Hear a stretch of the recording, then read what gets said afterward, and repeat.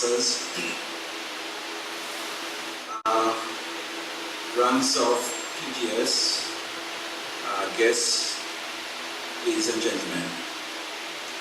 First of all, I thank Mr. Khan for that glowing introduction. I noticed that he mentioned that my first job was with the Jamaica Bureau of Standards. He kind of hinted and gave a little smile. What he didn't tell you was that while there, I developed a passion for standards as I discovered how it applied to our everyday lives, how important it was in trade, in our personal performance.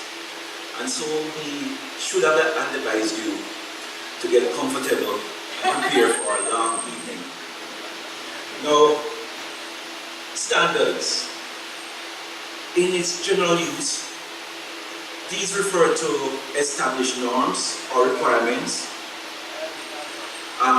which are normally formally documented and will state or establish criteria which may be technical, process, or deal with methods. In particular, technical standards impact our lives every day.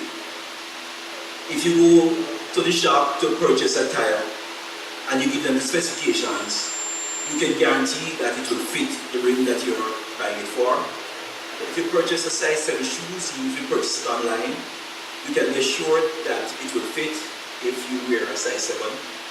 Because some group has gathered in the background with different stakeholders to establish guidelines and ensure that you establish a standard which will be uniform throughout the industry, throughout the marketplace.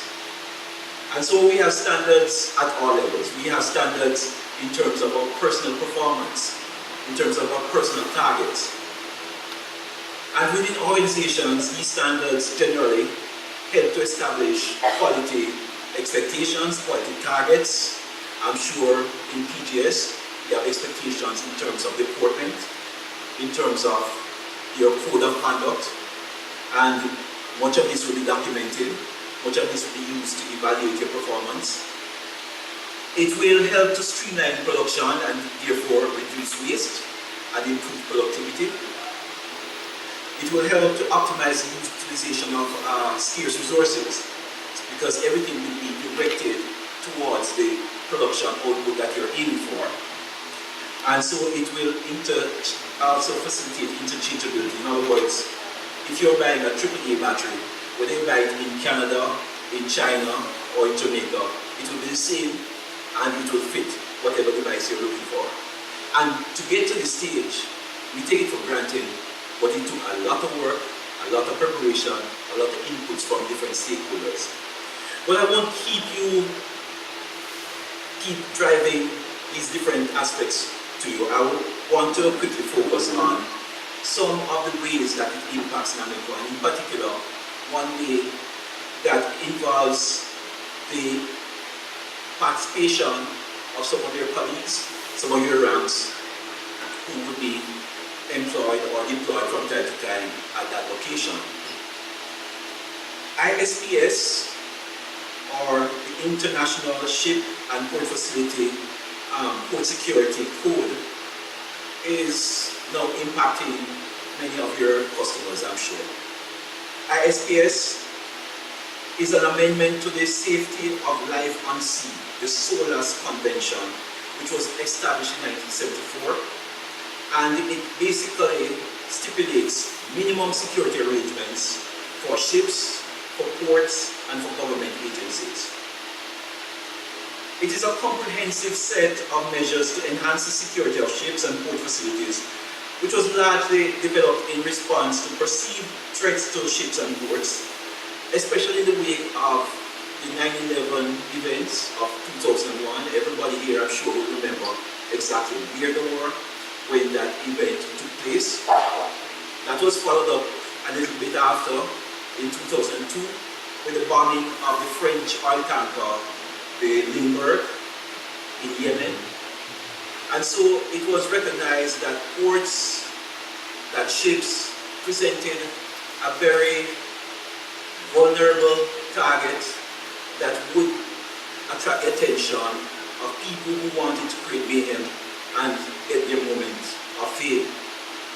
And so, led by the US security, or rather the US Coast Guard, it came into force in 2004, and the whole purpose is to detect threats to ports and to ships, and to take preventative measures to basically ameliorate or mitigate the impact of any incidents that will occur.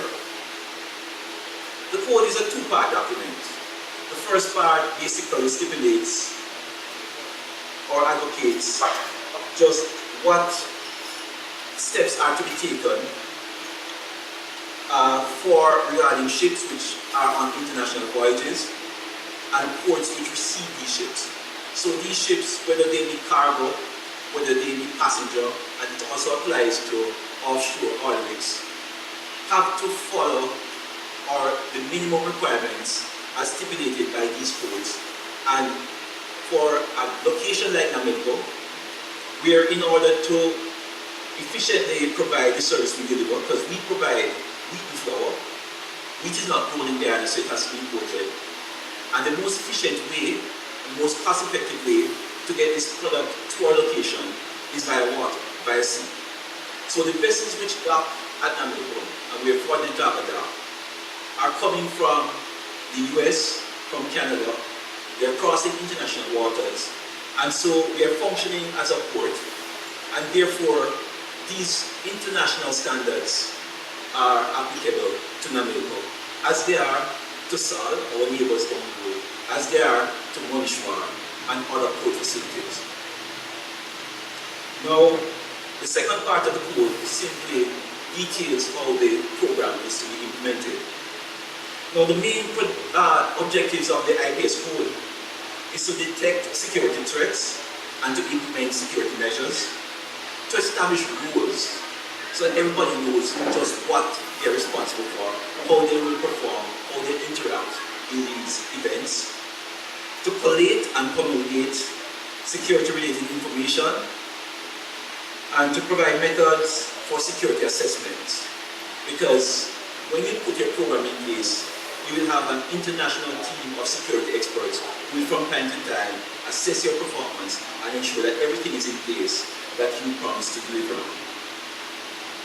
The code, in summary, therefore, outlines a standardized, consistent framework for evaluating risk and for offsetting changes in threats by making changes or adjustments to your vulnerabilities.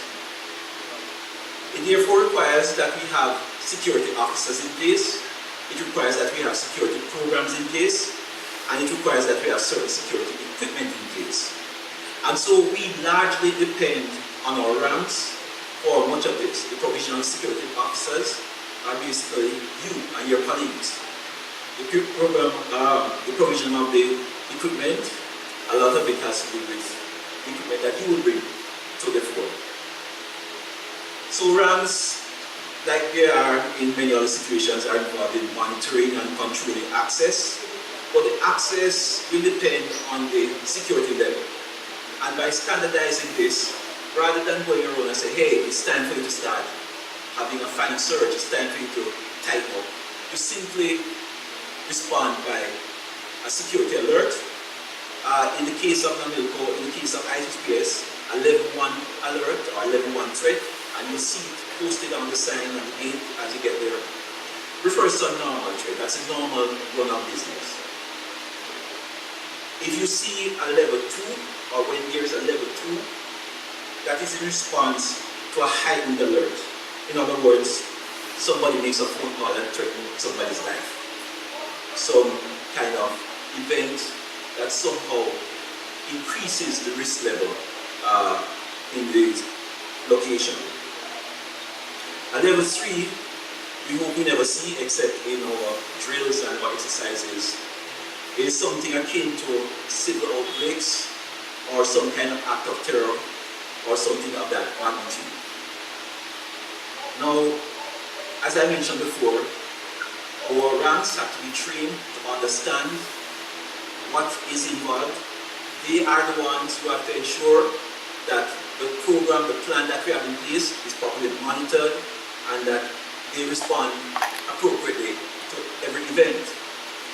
And failure to do this, you can imagine, I'm sure you would think that, okay, Namibia would be a bit of a problem.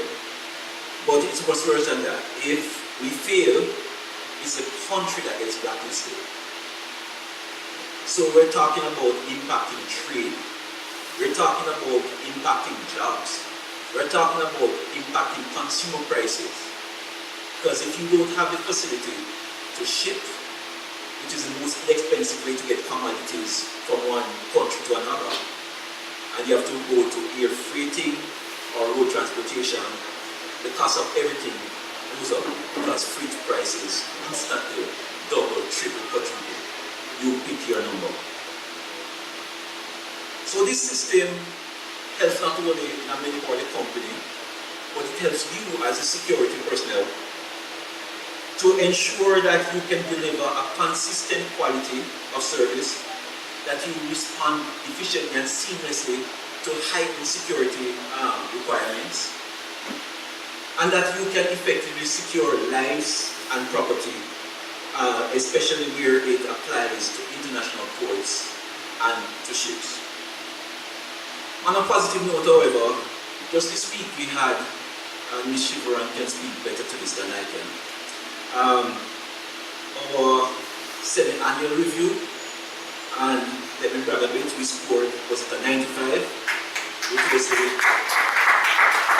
highest of any facility so far in Guyana.